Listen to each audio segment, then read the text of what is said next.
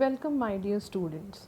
Children, in the last video we have discussed about the conditional statements. Conditional statements are those statements in which we test certain condition, and depending upon the value of that condition, that means either true or false, we will get some results. That means the body of that particular statement will be executed. Today we are going to discuss about the iteration statements. First of all, let's talk and let's learn about that what is iteration. Iteration means repetition. So when we need to repeat the same statements again and again in our program, so in Python we have three types of iterative statements which help us to execute a block of statements as long as my condition is true. So we will be covering for loop in this video, while and nested for loops will be considered in the next videos.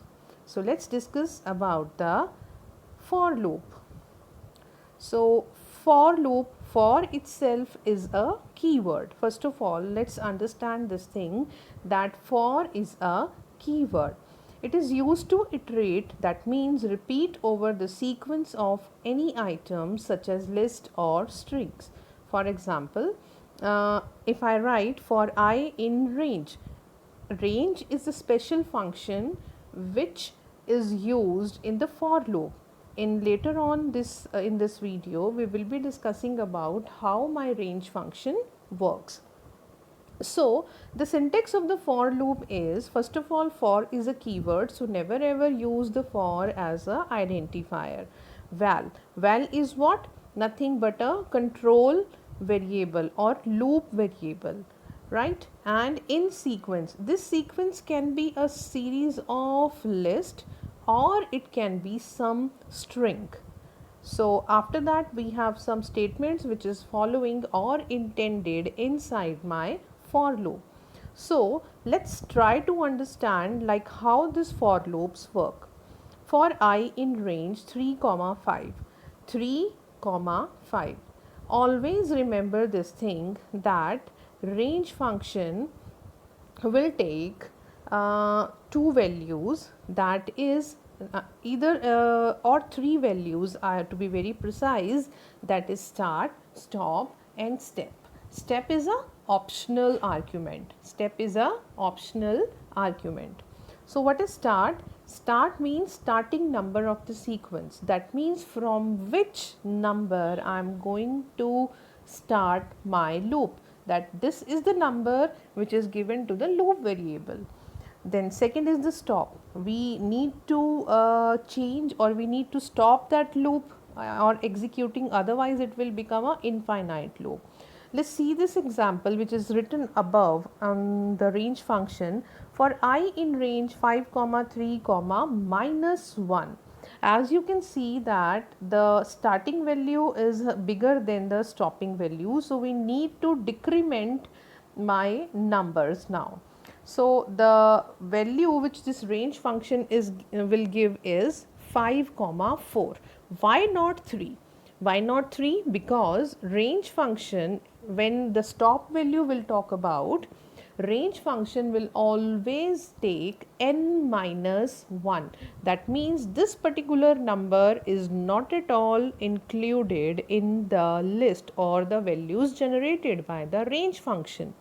So if I say 0 comma 3, so it will give us the value 0 1 2, because 3 will not be included in my list. So let's see, the for loop continues here. So see, we have a list of fruits. Fruits is equal to banana, apple, mango. I have reused the range function here as well as the length function here.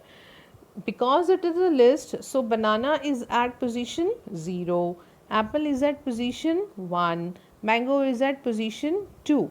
So range length fruits will give 0 1 2. The length of the fruits list is 3.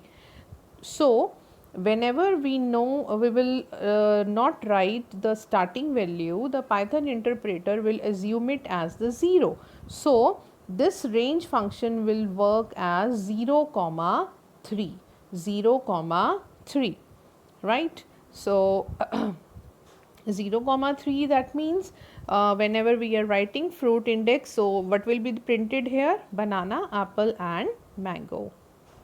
Next we have a for loop with else. Yes, we can also use for loop with else statements. That means after printing or after executing the for loop, now it will execute or it will go to the else, right? This is because if we need to break the loop, right? So here range function 1 comma 4, as 4 will not be included in the list, so my output will be 1 2 3. So nested for loops we will discuss in the next video. I hope you will you have understood the concept